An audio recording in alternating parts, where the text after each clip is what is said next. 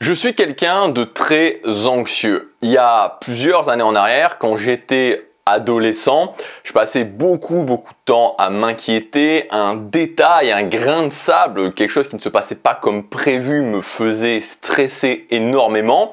Et j'étais toujours un petit peu dans, si tu veux, dans cette optique de toujours imaginer les pires scénarios et qu'est-ce qui pourrait mal se passer, qu'est-ce qui pourrait arriver et qui me causerait des problèmes. Et je pense que le fait d'être inquiet, stressé, anxieux, c'est vraiment quelque chose qui fait partie de la nature. C'est-à-dire que on est d'une nature plus ou moins stressée ou plus ou moins anxieuse. Tu vois, c'est vraiment quelque chose que je rapporterai à, par exemple, l'introversion, le fait d'être introverti. On est introverti et donc on a tendance à être quelqu'un qui est beaucoup plus dans sa tête, qui s'imagine des choses dans sa tête, qui part vite dans sa tête, ou alors on est extraverti, on est de nature introverti, on est de nature extraverti.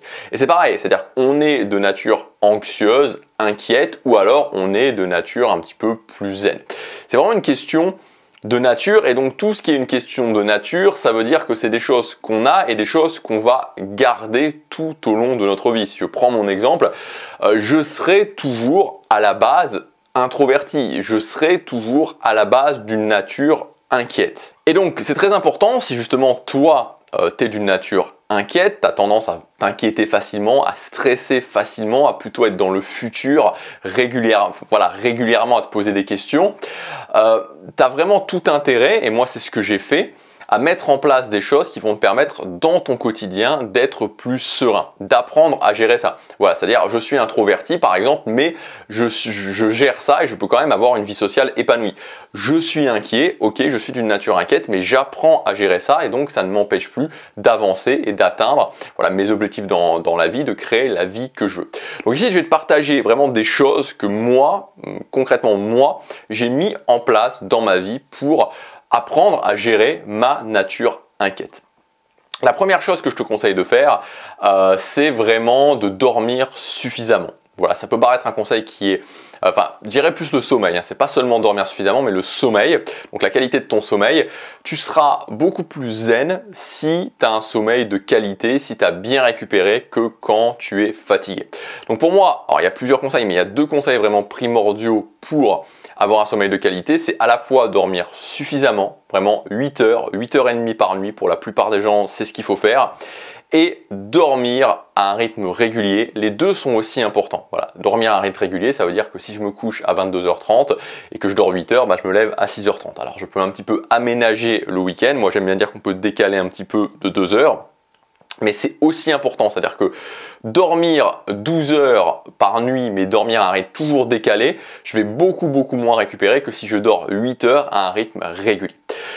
La deuxième chose que moi j'ai mise en place, que je t'invite à mettre en place pour être plus serein au quotidien, c'est de créer de la structure dans ton quotidien. La structure crée de la stabilité crée de la sérénité. Donc clairement, les gens d'une nature inquiète ont besoin de cette stabilité dans leur vie. Plus tu vas improviser et plus tu vas être inquiet. Donc mettre en place une structure qui va te permettre d'avoir du rythme dans ta vie, de refaire les mêmes choses au même moment. Et quand tu refais les mêmes choses au même moment, non seulement ça crée de la stabilité au sens logistique du terme dans ta vie, mais ça crée aussi de la stabilité au sens émotionnel. Moi je te donne un exemple, tous les matins je me lève et je fais ce que j'appelle mes 90 minutes parfaites, c'est-à-dire voilà, en gros j'agis vers mon objectif numéro 1 chaque matin quand je me lève pendant 90 minutes. Et ce qui est génial avec ça, d'une façon générale avec cette idée de stabilité, c'est que le matin, je me lève et voilà, je suis humain, tu vois, donc il y a des matins où je me sens bien, il y a des matins où je me sens moins bien, voilà, ça fluctue forcément, mon état fluctue, dépend de différents facteurs, mais ce qui est génial, c'est que quand j'ai fait ces 90 minutes parfaites, je me retrouve dans un état de stabilité émotionnelle. Donc la stabilité, c'est vraiment quelque chose d'important que je t'invite à mettre en place. Troisième chose, pour aller au-delà de l'inquiétude et te sentir plus serein au quotidien, c'est de pratiquer du sport, et moi je t'invite particulièrement à pratiquer de la musculation, je fais de la musculation 5 fois par semaine, et c'est juste un truc de fou, c'est-à-dire que quand je suis rentré de la musculation, j'ai pris ma collation, donc là je tourne cette vidéo, il est 10h, un peu plus de 10h du matin, et donc avant je suis rentré de ma séance, j'ai fait ma séance de musculation, je suis rentré de ma séance de musculation et j'ai pris ma collation, Et donc pendant ma collation, je révisais entre guillemets, je relisais, mais je relisais les 2 vidéos que j'ai tournées ce matin, donc la vidéo d'avant et cette vidéo-là. Et en fait, donc justement, je revoyais ça, je revoyais ce conseil de dire que le sport et la musculation, c'est quelque chose qui est très important pour être beaucoup plus serein. Et je me disais, mais c'est incroyable, c'est vraiment incroyable, parce que voilà, tous les jours, 5 fois par semaine, quand je rentre de la salle de musculation, je me sens incroyablement zen. Je me sens incroyablement zen, incroyablement serein. C'est fou, franchement, c'est le meilleur des calmants. C'est vraiment le meilleur des calmants. Donc, je t'invite à mettre ça en place dans ta vie. 4e chose que tu peux faire, c'est ce que j'appelle les séances de breathe in, breathe out. Donc, littéralement, inspirer, expirer. Donc, c'est vraiment le fait de te poser et d'inspirer, d'expirer. Donc,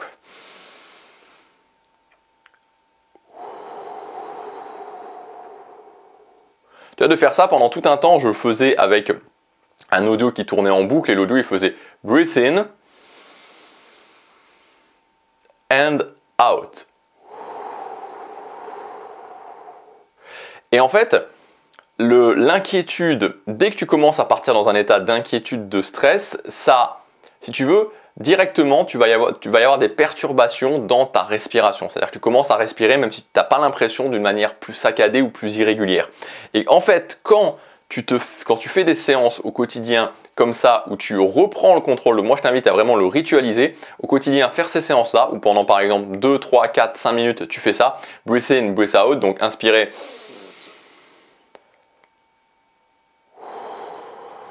expirer. En fait, tu t'habitues à faire ça, et quand tu es dans un moment plus stressant, tu peux faire ça, et en fait c'est très très compliqué, et tu t'en apercevras si tu le fais, c'est très difficile de contrôler sa respiration, donc d'avoir une respiration qui est stable, où tu prends des grandes inspirations, et en même temps d'avoir un haut niveau de stress. Les deux vont dans des directions différentes. 5e chose pour pouvoir être plus serein au quotidien, c'est vraiment le déstockage de tes données internes. Donc ça fait un peu ordinateur quand je dis ça, mais c'est vraiment ça. C'est vraiment important.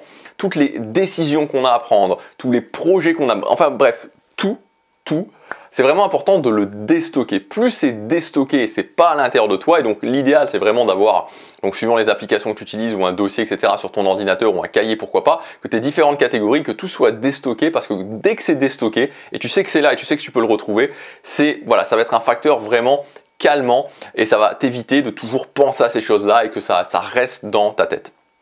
6e chose que moi j'ai mis, encore une fois, c'est que des choses que moi j'ai mis en place dans ma vie.